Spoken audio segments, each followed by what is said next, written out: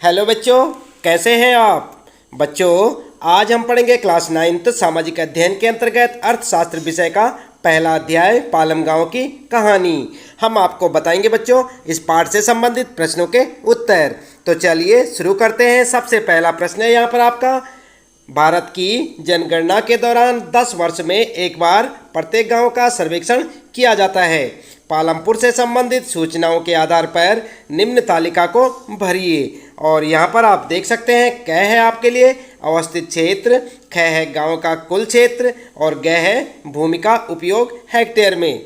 देख रहे हैं ना आप यहाँ पर। और ये आपके लिए तालिका दी हुई है बच्चों, यहाँ पर आप देख सकते हैं। सबसे ऊपर लिखा है कृषि भूमि और उसके नीचे यहाँ पर सिंचित असिंचित। आप चाहें तो अपनी पाठ्य पुस्तक से प्रश्न को देख सकते हैं। और इस साइड में यहाँ पर लिखा हुआ है भूमि जो कृषि के लिए उपलब्ध नहीं है, निवास स्थानों, तालाब, चारागाहों आदि के लिए जो क्षेत्र रखा गया है यह है 26 हेक्टेयर। ठीक है। और यहाँ पर आपके लिए फिर गए हैं सुविधाएं और यहाँ पर है शैक्षिक, चिकित्सा, बाजार, बिजली पूर्ति, संचार और निकटतम कस्बा। ये सब आपको यहाँ पर बताना है। तो चलिए उत्तर के लिए आप सबसे पहले लिखेंगे क अवस्थित क्षेत्र और यहाँ पर हेडिंग डालकर लिखेंगे पड़ोसी गांवों व कस्बों से अच्छी तरह जुड़ा हुआ है। निकटतम छोटा कस्बा शाहपुर एवं निकटतम बड़ा गांव रायगंज है। आई बात समझ में। और ख के लिए आप लिख सकते हैं बच्चों गांव का कुल क्षेत्र और 200 + 50 + 26 टोटल मिलाकर कितना है 276 हेक्टेयर। गांव का कुल क्षेत्र कितना है 276 हेक्टेयर। और इसके बाद ग के लिए आप लिखेंगे भूमि का उपयोग हेक्टेयर में। और किस प्रकार से आप देख सकते हैं यहाँ पर सबसे ऊपर लिखेंगे कृषि भूमि, यहाँ पर लिखेंगे सिंचित 200 हेक्टेयर और असिंचित 50 हेक्टेयर। भूमि जो कृषि के लिए उपलब्ध नहीं है, निवास स्थानों, तालाब, चरागाहों आदि के लिए ये कितना है 26 हेक्टेयर। आई बात समझ में। इस प्रकार से आप एक तालिका बना सकते हैं बच्चों, जैसे यहाँ पर बनी हुई है। और इसके बाद घ के लिए यहाँ पर जो है सुविधाएं, जहाँ तक बात की जाए तो सुविधाओं के लिए आप एक यहाँ पर इसी प्रकार से एक तालिका बनाएंगे, जैसे यहाँ पर आप देख सकते हैं। और इसमें सबसे पहले आप लिखेंगे शैक्षिक और शैक्षिक के साथ लिखेंगे एक उच्च विद्यालय, 2 प्राथमिक पाठशालाएं। फिर लिखेंगे चिकित्सा के लिए एक सरकारी प्राथमिक स्वास्थ्य केंद्र और एक निजी दवाखाना। और इसके बाद बाजार के लिए लिखेंगे आप एक सुविकसित बाजार। और बिजली पूर्ति के बारे में आप लिख सकते हैं पालमपुर के अधिकतर घरों में बिजली के कनेक्शन लगे हुए हैं। इसके बाद संचार के लिए आप लिख सकते हैं सड़कों एवं परिवहन की सुविकसित प्रणाली। और निकटतम कस्बा है शाहपुर। आई बात समझ में। तो ठीक इसी प्रकार से आप तालिका बना सकते हैं और अपना उत्तर लिख सकते हैं। इसके बाद बच्चों फिर शुरू होता है आपका दूसरा प्रश्न। खेती की आधुनिक विधियों के लिए ऐसे अधिक आगतों की आवश्यकता होती है, उन्हें उद्योगों में विनिर्मित किया जाता है। क्या आप सहमत हैं? तो उत्तर में आप क्या लिखेंगे? आपने पाठ तो पढ़ा होगा बच्चों। उत्तर लिखेंगे हाँ, आधुनिक कृषि तरीकों को कारखाने में निर्मित अधिक संसाधन चाहिए। HYV बीजों को अधिक पानी चाहिए और इसके साथ ही बेहतर नतीजों के लिए रासायनिक खाद, कीटनाशक भी चाहिए। किसान सिंचाई के लिए नलकूप लगाते हैं। ट्रैक्टर और थ्रेशर जैसी मशीनें भी प्रयोग की गई। HYV बीजों की सहायता से गेहूं की पैदावार 1300 किलोग्राम प्रति हेक्टेयर से बढ़कर 3200 किलोग्राम प्रति हेक्टेयर तक हो गई। और अब किसानों के पास बाजार में बेचने के लिए अधिक मात्रा में फालतू गेहूं है। ठीक है। इस प्रकार से आप अपने इस दूसरे प्रश्न का उत्तर लिख सकते हैं बच्चों। इसके बाद बात करते हैं, फिर आता है आपका तीसरा प्रश्न और इसमें पूछा है पालमपुर में बिजली के प्रसार ने किसानों की किस तरह मदद की। तो आपने पढ़ा होगा पाठ। उत्तर में लिख सकते हैं बिजली से खेतों में स्थित सभी नलकूपों एवं विभिन्न प्रकार के छोटे उद्योगों को विद्युत ऊर्जा मिलती है। पालमपुर के किसानों की बिजली के प्रसार ने विभिन्न तरीकों से सहायता की है। और क्या क्या तरीके हैं लिख सकते हैं। क्या लिखेंगे? इसने पालमपुर के किसानों को अपने खेतों की सिंचाई बेहतर तरीके से करने में सहायता की है। इससे पहले वे रहट के द्वारा सिंचाई करते आए थे, जो अधिक प्रभावशाली तरीका नहीं था, किंतु अब बिजली की सहायता से वे अधिक बड़े क्षेत्र को कम समय में अधिक प्रभावशाली तरीके से सींच सकते थे। ठीक है। इसके बाद दूसरा पॉइंट लिखेंगे ख, बिजली से सिंचाई प्रणाली में सुधार के कारण किसान पूरे वर्ष के दौरान विभिन्न फसलें उगा सकते थे। अगला लिखेंगे बच्चों तीसरा गय, उन्हें मानसून की बरसात पर निर्भर रहने की आवश्यकता नहीं है, जो कि अनिश्चित एवं भ्रमणशील है। इसके बाद अगला पॉइंट लिखेंगे घ, बिजली के प्रयोग के कारण पालमपुर के किसानों को बहुत से हाथ के कामों एवं चिंताओं से मुक्ति मिल गई। ठीक है बच्चों, तो इस प्रकार से आप अपने इस तीसरे प्रश्न का उत्तर लिख सकते हैं। इसके बाद बात करते हैं यहाँ पर, फिर आता है आपका चौथा प्रश्न, क्या सिंचित क्षेत्र को बढ़ाना महत्वपूर्ण है और यदि है तो क्यों? उत्तर में आप लिख सकते हैं बच्चों, उत्तर लिखेंगे सिंचित क्षेत्र को बढ़ाना जरूरी है क्योंकि भारत में मानसून की बरसात अनिश्चित व भ्रमणशील है। कृषि के अंतर्गत आने वाली भूमि किसानों के लिए पर्याप्त नहीं है। यदि किसानों को सिंचित भूमि खेती के लिए उपलब्ध हो जाती है तो वे थोड़ी जमीन पर ही अधिक उत्पादन कर सकते हैं। ठीक है, इस प्रकार से आप लिख सकते हैं चौथे प्रश्न का उत्तर।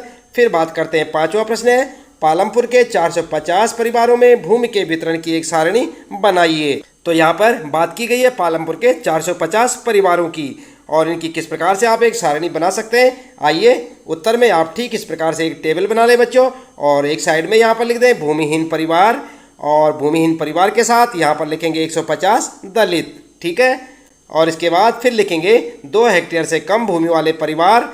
उसके बाद नीचे लिखेंगे 2 हेक्टेयर से अधिक भूमि वाले परिवार और 10 हेक्टेयर से अधिक भूमि वाले परिवार। इस तरफ लिखेंगे 180 परिवार, यहाँ पर लिखेंगे 95 यानी कि 95 परिवार, यहाँ पर 25 परिवार और यहाँ पर 450 परिवार और आपका आंसर हो जाएगा। आप देख रहे हैं यहाँ पर।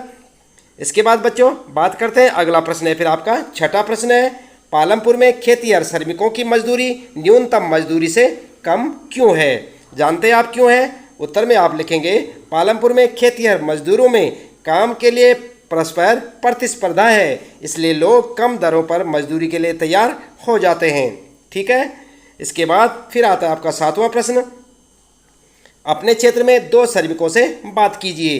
खेतों में काम करने वाले या विनिर्माण कार्य में लगे मजदूरों में से किसी को भी आप चुन सकते हैं। उन्हें कितनी मजदूरी मिलती है? क्या उन्हें नगद पैसा मिलता है या वस्तु के रूप में? क्या उन्हें नियमित रूप से काम मिलता है? क्या वे कर्ज में हैं? ये सब आपको बताना है।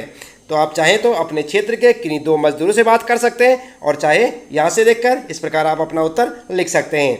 हमारे क्षेत्र में रामदयाल और लक्ष्मी 2 खेतिहर मजदूर हैं जो एक निर्माण स्थल पर काम करते हैं। उन्हें मजदूरी के रूप में 70 से 80 रुपये मिलते हैं। हाँ, उन्हें मजदूरी नगद मिलती है। उनमें से अधिकतर को नियमित रूप से काम नहीं मिलता क्योंकि बहुत से लोग कम दरों पर काम करने के लिए राजी हो जाते हैं। क्योंकि उन्हें कम मजदूरी मिलती है इसलिए वे कर्ज में डूबे रहते हैं। कम मजदूरी के कारण वे बड़ी कठिनाई से परिवार का भरण पोषण कर पाते हैं। ठीक है, इस प्रकार से भी आप लिख सकते हैं और चाहे अपने हिसाब से भी। इसके बाद बच्चों बात करते हैं आठवां प्रश्न है, एक ही भूमि पर उत्पादन बढ़ाने के अलग अलग कौन से तरीके हैं? समझाने के लिए उदाहरणों का प्रयोग कीजिए। तो यहाँ पर आप जो उत्तर में लिख सकते हैं उत्पादन बढ़ाने के तरीके और हेडिंग डालकर लिखेंगे बच्चों। नंबर 1 बहुविधि फसल प्रणाली और हेडिंग डालकर लिखेंगे भूमि के एक ही टुकड़े पर एक ही वर्ष में कई फसलें उगाना बहुविध फसल प्रणाली कहलाता है। आई बात समझ में? इस भूभाग पर कृषि उत्पादन बढ़ाने का यह सबसे प्रचलित तरीका है। पालमपुर के सभी किसान कम से कम 2 फसलें उगाते हैं। पिछले 15 से 20 वर्षों से कई लोग तीसरी फसल के रूप में आलू उगाते हैं।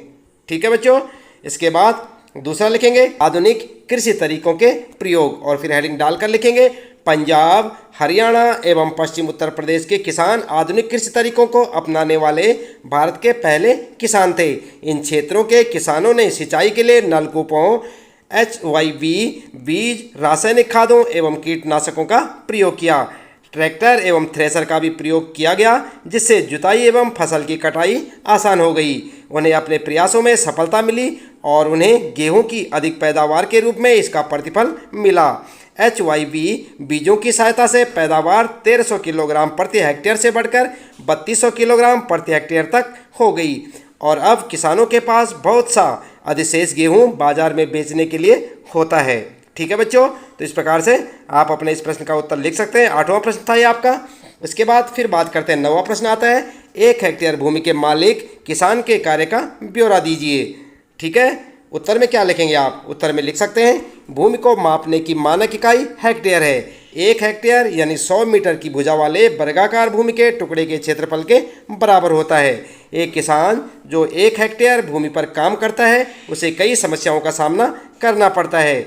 एक छोटा किसान जानता है कि वह इतने छोटे खेत पर काम करके अपने दोनों समय के खाने का प्रबंध नहीं कर सकता, इसलिए उसे अपने खेत पर काम करने के बाद 35 से 40 रुपये प्रतिदिन के हिसाब से किसी बड़े किसान के खेतों में काम करना पड़ता है। यदि वह अपने ही खेत पर खेती करना शुरू करता है तो न उसके पास इसके लिए जरूरी साधन है, न बीज, न खाद, न कीटनाशक खरीदने के पैसे। एक बहुत छोटा किसान होने के कारण उसके पास कोई उपस्कर एवं कार्यशील पूंजी नहीं है। इन सब चीज़ों का प्रबंध करने के लिए उसे या तो किसी बड़े किसान से या फिर किसी व्यापारी अथवा साहूकार से ऊंची ब्याज दरों पर धन उधार लेना पड़ता है। इतनी मेहनत करने के बाद भी इस बात की संभावना रहती थी कि वो कर्ज में डूब जाए, जो कि सदैव उसके लिए बहुत बड़ी चिंता का कारण रहता था। ठीक है बच्चों, इसके बाद आइए देखते हैं यहाँ पर 10वां प्रश्न है, मझोले और बड़े किसान कृषि से कैसे पूंजी प्राप्त करते हैं, वे छोटे किसानों से कैसे भिन्न हैं। उत्तर आप लिख सकते हैं बच्चों, आधुनिक कृषि तरीकों में बहुत से धन की आवश्यकता होती है। मझोले एवं बड़े किसानों की कुछ अपनी बचत होती है, इस प्रकार वे जरूरी पूंजी का प्रबंध कर रहे हैं। दूसरी तरफ अधिकतर छोटे किसानों को पूंजी का प्रबंध करने के लिए बड़े किसानों या व्यापारियों से पैसा उधार लेना पड़ता है। इस प्रकार के ऋणों की ब्याज दर भी प्रायः अधिक होती है। इस ऋण को वापस करने के लिए उन्हें बहुत मेहनत करनी पड़ती है। 2 हेक्टेयर से कम भूमि वाले किसानों को मझोले व बड़े किसानों की तुलना में अधिक कठिनाइयों का सामना करना पड़ता है। ठीक है बच्चों, तो इस प्रकार से आप अपने इस 10वें प्रश्न का उत्तर लिख सकते हैं, साथ साथ याद भी करते रहे बच्चों। फिर 11वां प्रश्न बच्चों, सविता को किस भाव पर तेजपाल सिंह से ऋण मिला है। क्या ब्याज की कम दर पर बैंक से कर्ज मिलने पर सविता की स्थिति अलग होती।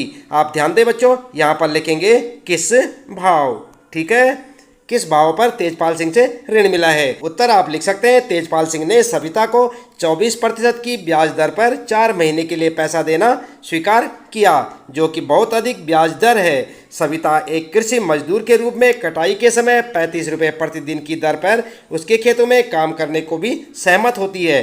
तेजपाल सिंह द्वारा सविता से लिया जाने वाला ब्याज बैंक की अपेक्षा बहुत अधिक था। यदि सविता इसकी अपेक्षा बैंक से उचित ब्याज दर पर ऋण ले पाती तो उसकी हालत निश्चय ही इससे अच्छी होती।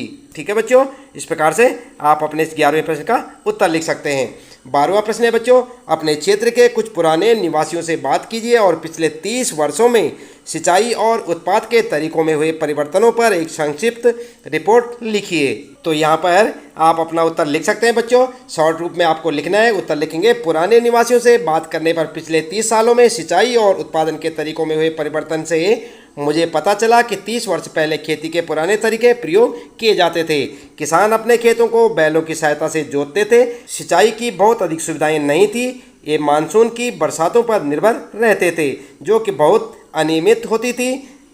रहट को उस समय कुओं से पानी निकालने के लिए प्रयोग किया जाता था, किंतु तकनीक में प्रगति के साथ किसानों ने सिंचाई के लिए नलकूप लगवा लिए हैं और HYB बीजों, रासायनिक उर्वरकों एवं कीटनाशकों की सहायता से खेती करने लगे हैं। यहाँ तक कि खेतों में ट्रैक्टर एवं मशीनों का प्रयोग किया जाता है, जिसने जुताई एवं फसल कटाई को तेज कर दिया है।